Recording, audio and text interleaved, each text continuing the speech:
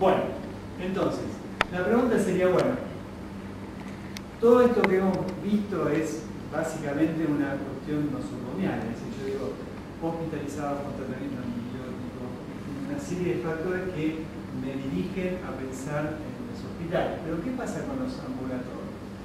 Se ha visto, yo les pongo acá dos ejemplos, donde hay una asociación en pacientes ambulatorios y además en otros orígenes de cuestión difíciles que muestra que está diseminado en la población en general.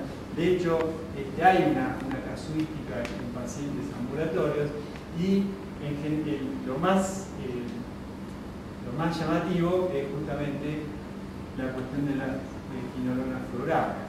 Los pacientes que van con un tratamiento, que tienen un tratamiento por quinolonas, normalmente o en una alta proporción van a tener infecciones, pueden tener infecciones por cuestión difícil. Y otra cosa interesante, este es un trabajo del 2010-2011 y este es uno del 2012 que no salió el año, pero una cosa muy interesante es que también podría estar en el intestino de animales y de hecho en algunas regiones de algunos países, por ejemplo en carne picada, el 50% de las muestras analizadas fueron positivas para la cuestión difícil. ¿Sí? Entonces, la ingesta de cuestión difícil no es solamente en un lugar de alta contaminación como un hospital, sino que puede venir de otros lados, y el desbalance de la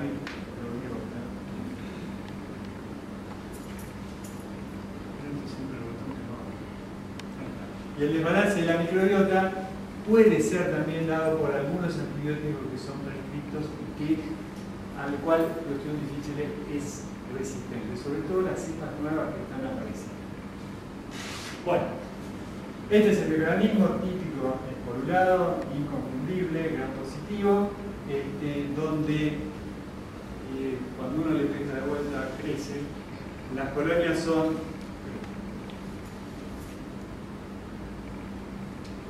son bastante características. Fíjense, acá está una reglita, cuál es el tamaño. Acá hay otros anaerobios que no importan, pero normalmente nosotros lo hacemos crecer en agar diferencial para la cuestión, crece muy bien. Anaerobiosis estricta es muy importante y no se ve muy bien en esta foto, pero en ese agar las colonias tienen un centro negro porque son sulfitos. ¿Sí? Bien. Si nosotros queremos hacer el diagnóstico de este microorganismo, nos tenemos que basar un poco en los factores de virulencia porque ya dijimos que puede ser que haya cepas no toxigénicas y eso en principio no acarrea una enfermedad. ¿Cuáles son los factores de virulencia? Clostridium difficile es un microorganismo básicamente toxigénico, ¿sí?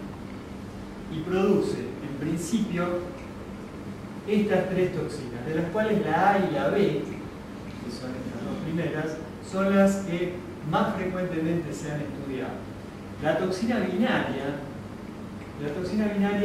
se ha focalizado la atención en los últimos años.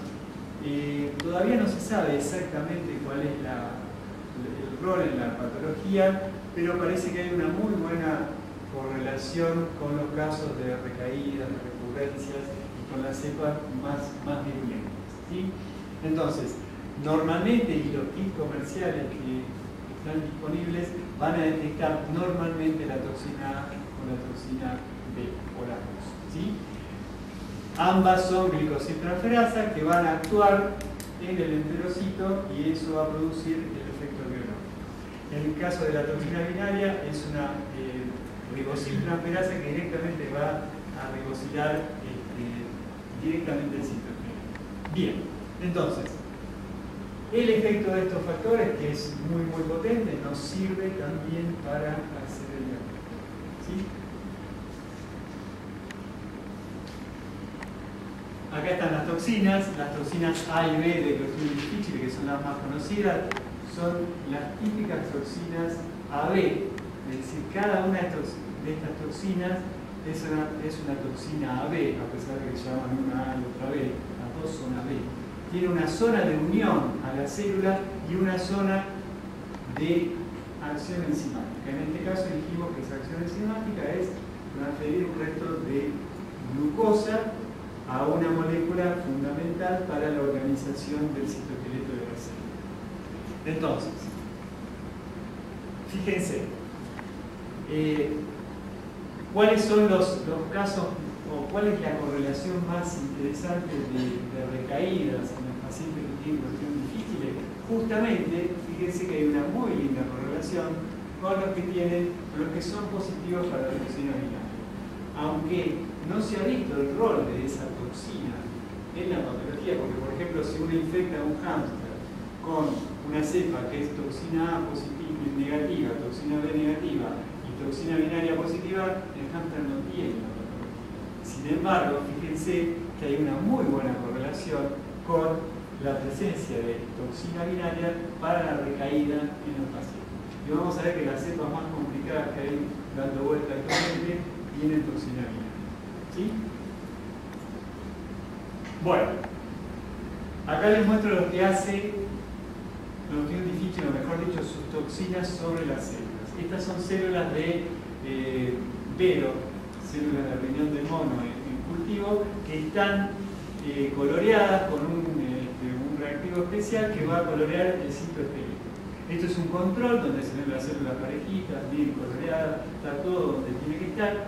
¿Y qué es lo que pasa cuando uno lo pone en contacto con un sobrenadante de una cepa de Clostridium difficile? Una cepa de referencia, no es de las más bravas, es una cepa de colección, ¿sí? Que uno puede conseguir en cualquier lugar.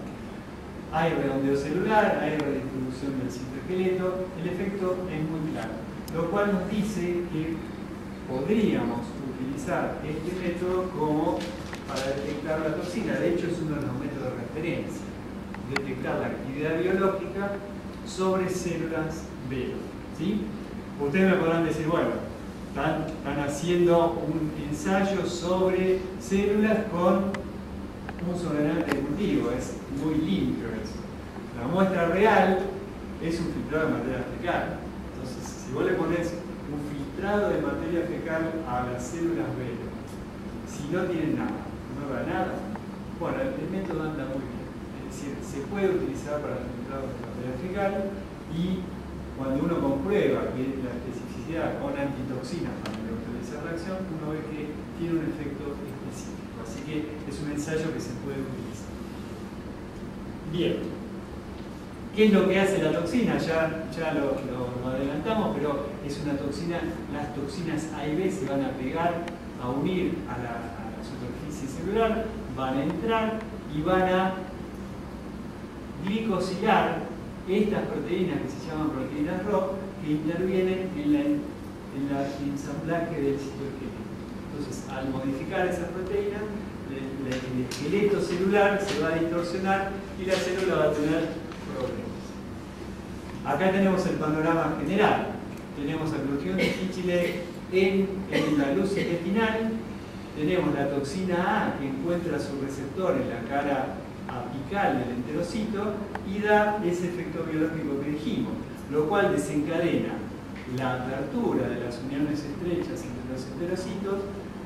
Va a haber una afluencia de células a la zona de infección, salida, lo cual hace que se dé el efecto que mostramos en la fotografía, y además al abrir esas uniones estrechas, la toxina B que tiene su receptor en la parte vasolateral puede entrar. Entonces, esa sinergia entre los dos efectos determina que finalmente esa célula se muera y tengamos un efecto citotóxico. Bueno, ¿cuál es el tratamiento? ¿Cuál es la terapia tradicional? ¿Es metronidazol o vancomicina? Por supuesto, aparecen ya algunas cepas complicadas con resistencia. Y bueno, son estos antibióticos los más importantes. Hay algunos otros, pero por ejemplo hay algunos que no están aprobados todavía por la FDA, por ejemplo, para el tratamiento con Clostridium difficile. Estos son los antibióticos que se utilizan. Hay una serie de aproximaciones terapéuticas diferentes, por ejemplo, la administración de bacterias, que es otra alternativa. Bien. La cuestión es que la aparición de cepas hipervirulentas cambió completamente el panorama epidemiológico. Y la más complicada es la NAP1027, que es una cepa hipervirulenta, produce una gran cantidad de toxina y ha cambiado completamente lo que es la incidencia y el resultado de la enfermedad. Si nosotros miramos, por ejemplo, qué es lo que va pasando a lo largo del tiempo con los casos de Clostridium difficile, lo que vemos es que hay un aumento, sobre todo en poblaciones de más edad, ¿sí? Hay poblaciones que están todavía resguardadas, y además se ve que incluso en chicos o jóvenes, lo que se ve es que también hay un aumento en la incidencia de Clostridium difficile. Y eso podría estar relacionado con estas cepas más complicadas e hipervirulentas que están circulando actualmente. Fíjense esto es para pacientes hospitalizados. La mortalidad a los 30 días, lo histórico, es alrededor del 5%. Si uno dice cuál es la mortalidad en los casos históricos, es 5%. Pero si estos pacientes pertenecen a este brote con la cepa esta NAP1027, fíjense cómo aumenta la mortalidad. Cambia completamente el resultado de la enfermedad. Bien, entonces, ¿qué características tiene esta cepa hipervirulenta? Bueno, tiene una hiperproducción de toxina AIP. Por otro lado, pertenece al toxinotipo 3. Hay muchos toxinotipos que dependen de cuáles son las secuencias en el locus de patogenicidad. Esas son la forma de obtener los toxinotipos de Clostridium difficile. Es diferente al concepto de toxinotipos que hay en otros microorganismos. Este es más florido, digamos. ¿Qué otra cosa tiene? Una lesión en el gen TSDC, que es el que regula la producción la expresión de los genes de la producción de toxina AIB, con lo cual estará regulado en ese aspecto. Produce toxina binaria, no sabemos cuál es el rol, pero esta cepa lo tiene y además es resistente a quinolonas fluoradas. Estos 5 son las características fundamentales de esta cepa nueva hipervirulenta.